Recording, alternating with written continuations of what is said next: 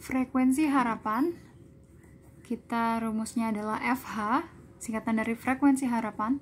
FH sama dengan N dikali PA. FH frekuensi harapan, N-nya itu adalah banyak percobaan, PA adalah peluang kejadian A. Jadi, walaupun rumusnya frekuensi harapan, kamu tetap harus bisa menghitung peluangnya terlebih dahulu. Jadi, yang pertama adalah kamu harus hitung PA-nya. Jangan lupa rumus PA adalah NA per NS, dan hitung frekuensi harapannya N dikali PA. Contoh soal nomor 1. Sebuah koin dilempar 24 kali. Frekuensi harapan muncul sisi angka. Jadi yang pertama, kamu kan harus hitung PA nih. Nanti nih hitung PA. Berarti untuk PA, kamu butuh apa? Butuh NA per NS kan? Butuh NA per NS. Jadi harus dicari NA per NS-nya. Cara cari NA per NS gimana? Sama kayak tadi. Jadi sebuah koin itu langsung ya, NS-nya berapa? Kalau satu koin bisa angka atau gambar, berarti NS-nya ada 2. Terus buat nyari NA-nya dari kalimat yang paling ujung. Frekuensi harapan muncul sisi angka. Muncul sisi angka. Pada koin muncul angkanya cuma ada si angka itu sendiri. Banyaknya adalah cuma ada 1. Jadi peluangnya adalah 1/2. Jadi 1/2 dari sebuah koin akan muncul satu angka, peluangnya 1/2. Kemudian baru deh kita hitung frekuensi harapannya. Hitung FH. FH sama dengan N dikali PA.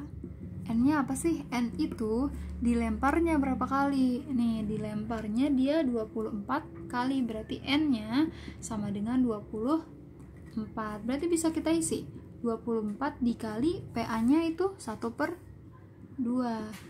Ini bisa dibagi-bagi. 24 dibagi 2 itu 12. Jadi frekuensi harapannya 12 kali. Jadi kalau ada koin dilempar terus 24 kali. Nanti muncul angkanya berapa kali sih? Nah, muncul angkanya 12 kali. Kemudian nomor 2. Sebuah dadu dilempar 100 kali. Frekuensi harapan muncul mata dadu genap. Sebuah dadu NS-nya ada 6 sisi. Terus muncul mata dadu genap. Dadu genap itu apa aja tadi?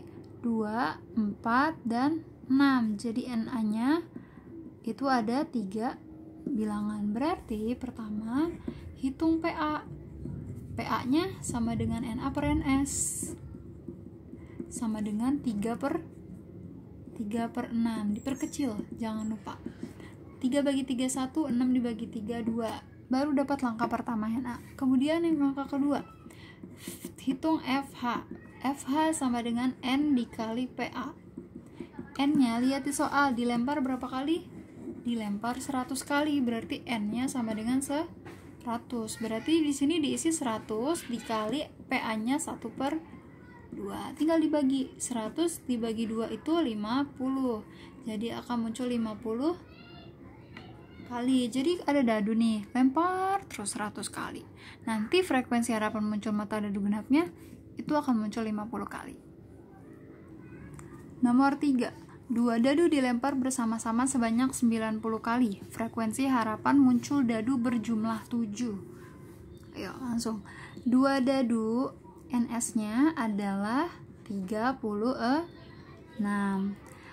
Muncul dadu berjumlah 7.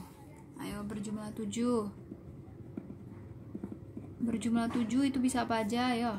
1 ditambah 6. 6 ditambah 1. 2 ditambah 5.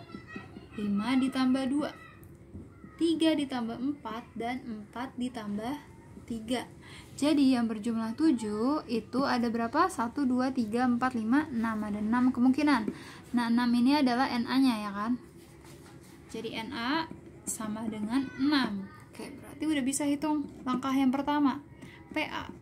PA sama dengan NA per NS. Sama dengan 6/36. Diperkecil, dibagi 6 dibagi 6. 6 dibagi 6 1, 36 dibagi 6 6. Jadi peluangnya 1/6. Lanjut, ini ditanya frekuensi harapan. Nomor 2 FH sama dengan N dikali PA. N-nya dilempar bersama-sama sebanyak 90 kali. Berarti N-nya sama dengan 90. Berarti bisa diisi di sini 90 dikali 1 per PA-nya 1/6. Ayo dibagi-bagi. Bagi berapa? 90 dibagi 6 berapa ya? Ayo kalau bingung pakai pembagian. 90 dibagi 6.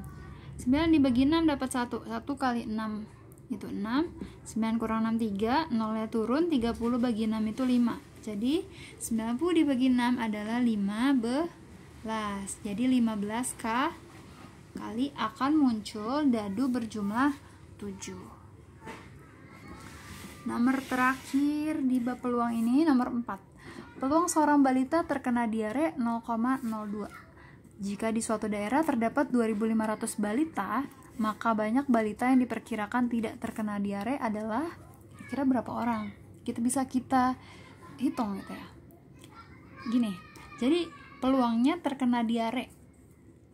Daerahnya ada 2.500 balita, tapi yang ditanya balita yang tidak terkena diare. Ayo diketahui peluangnya yang terkena. Yang ditanya tidak terkena, sama aja ngitungnya. Kita hitung dulu frekuensi harapannya. Yang terkena. Hitung untuk yang terkena di diare. Langkahnya masih sama. Yang pertama PA. Peluangnya. Nah, tapi di sini udah langsung dikasih tahu di soal. Peluang seorang balita terkena diare 0,02. Langsung berarti PA-nya sama dengan 0,02. Kan peluang PA, ya kan? Jadi nggak usah dihitung NA per NS. Ini udah langsung dikasih tahu di soal. Sudah ada di soal. Kemudian nomor 2 bisa kita lanjut. FH sama dengan N dikali PA. N-nya berapa? N-nya itu banyak balitanya. Banyak balitanya ada 2.500, berarti N-nya sama dengan 2.500. Berarti 2.500 dikali PA. PA-nya 0,02. Ayo berapa? Gimana cara ngitungnya nih kalau kayak gini? Gini, kita hilangkan komanya dengan cara mencoret ratusannya. Pertama gini, kamu coret 0 di sini 1. Artinya komanya harus mundur ke belakang 1. Lagi, kamu coret di sini 1. Berarti komanya harus mundur ke belakang sini 1. Alias 002 itu artinya 0 hilang, ya kan?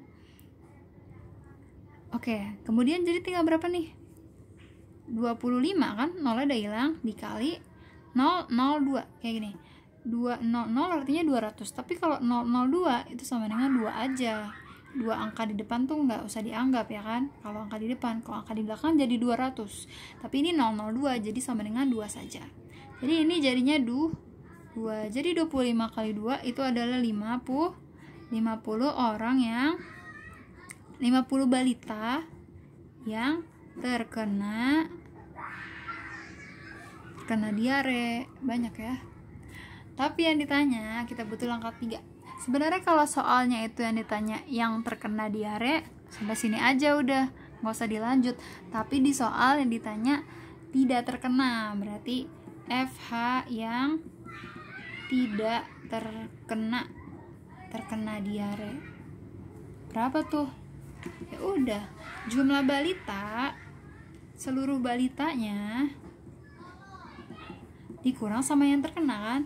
Dikurang FH yang terkena diare.